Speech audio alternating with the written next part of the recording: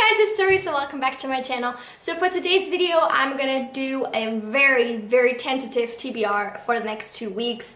I just uploaded my November TBR because it's nonfiction November, so that's still going. But the next 2 weeks, there's gonna be two readathons that I really want to try to participate in, but I don't know how much I can read because next week I have midterms in Chinese, so that's an issue. And then later I have other 2 exams that I need to do, so I might not have the time that I want to read this stuff, but I'm still gonna talk about it because it's gonna motivate me and maybe gonna give you some incentives as to what you might be able to read. So the very first readathon is the Tome Topple Readathon, which starts I think next Monday. I'll put the dates and everything in the description box, but it's, as always, it runs for 2 weeks, which is really nice for a readathon because usually when a readathon is only 1 week, I get way stressed out in that specific week and I don't get any reading done, and 2 weeks gives you like a nice amount of time to at least feel accomplished, you know, at the end of it. Even if you just like read 1 or 2 books, because they're all long books, they all need to be over 500 pages, so that's pretty good. So I found 4 books that are kind of qualify for some of the challenges in this readathon that I would like to get to. All I'm really excited about, but again, 4 books is ridiculous, especially considering that the second of those 2 weeks, so the last week of November, is also the EMOJIATHON readathon, which has like 1,000 different challenges, I think. So anyway, let's start with Tome Topple. So I have, again, 4 books that I'd like to read for Tome Topple. I think like 2 of them might have, yeah, this doesn't have quite 500 pages, it's at 460, but like, who cares? I don't. So that is Do Not Say We Have Nothing by Madeleine Thien. I've been meaning to get to it, especially now that I started my Chinese studies and I know a little bit about the Tiananmen Square situation. I would really like to, you know, read some historical fiction about it. The next book I really want to get to, because everyone has been telling me to read this book, is Out by Natsuo Kirino. It's really long though. It has to have a little bit over 500 pages. So that would be just inside the legal limit. It's the same with Grotesque. It doesn't look too bad from the outside, but the pages are really thin and the spaces between the lines is really small, so it's a little bit challenging to read it because it feels like it moves so slowly. But I heard so many great things about Out and need to read it. Next, I also want to try to get to Night Film by Marisha Pessl because I've recently been really into thrillers and I think that this is a thriller. And the good thing is that this, I think, is written in sort of alternative style. How many pages? I am always scared of accidentally spoiling myself, which is very wont to happen. 585, so that's also within the limit. Perfect. But it doesn't have particularly small font or anything, it's pretty standard, and it does have some like articles in it, like newspaper articles and other things, so I'm not sure like how much that's gonna actually shorten it down, but it's a chunker and I would like to get to it. And the final book I kind of has like the most priority almost, even though I'm like the least interested in it, which is a weird mixture, and that is The Bone Season, not The Bone Season, The Mime Order by Samantha Shannon, which I've already started. I read like 80 pages like a month ago, and I've read it before, and I just like need some motivation to finish it. And this has, again, 501 pages. It's not even cheating, even though I've read 80 already, so it's definitely not 500 anymore. And as I already said, the second week of those 2 weeks is also the EMOJIATHON readathon. Again, all the information those 2 will be in the description. And it has so many challenges. So I'm just gonna go through them, and I have a few that I like wrote down a book that I could read for it, but I don't know yet. So I feel like it's gonna be one of those things where I like retroactively try to fit books to the challenges, because I also don't know a lot of these things about the books beforehand. So, for example, the first is to read a book set during winter.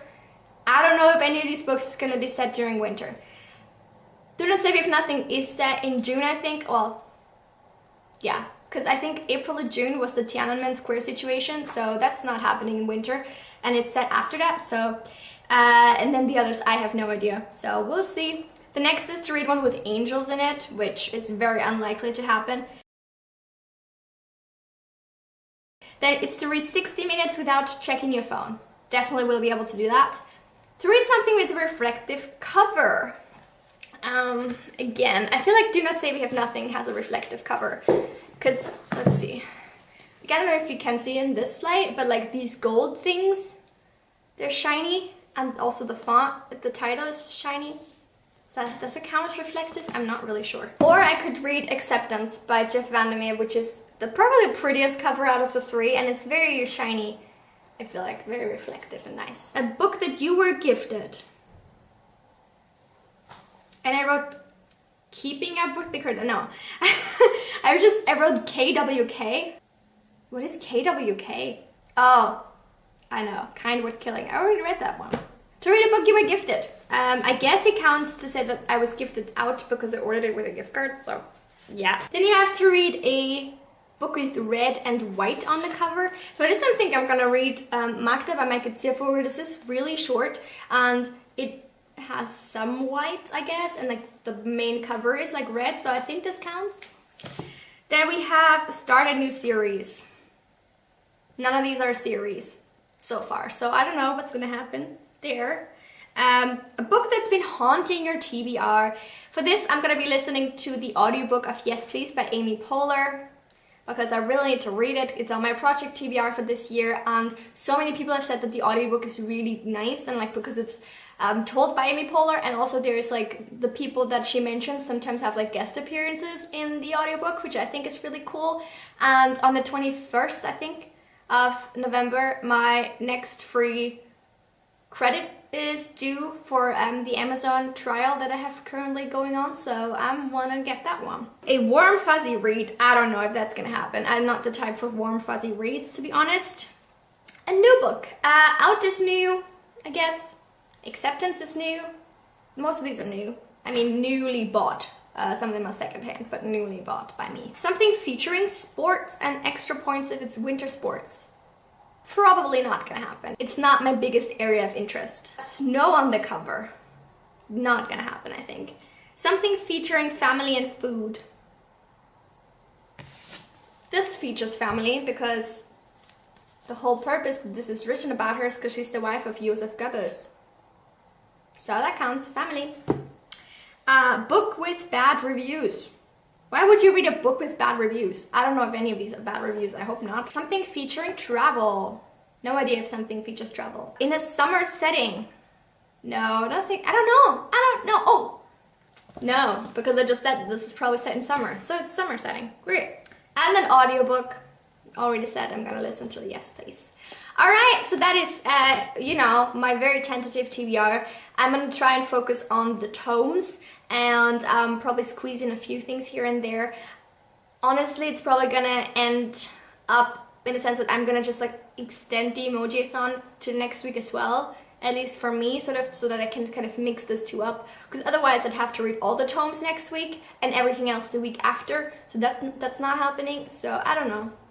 Also, probably not gonna stick to any of this, so yeah. You can find out about that in the wrap-up anyway. Let me know, you guys, if you're participating in either of those readathons and what you're planning on reading. Thank you so much for watching, and I will see you very soon with another video. In the meantime, head on over there to watch some other videos I recently uploaded, and I will see you soon. Have a lovely week. Bye!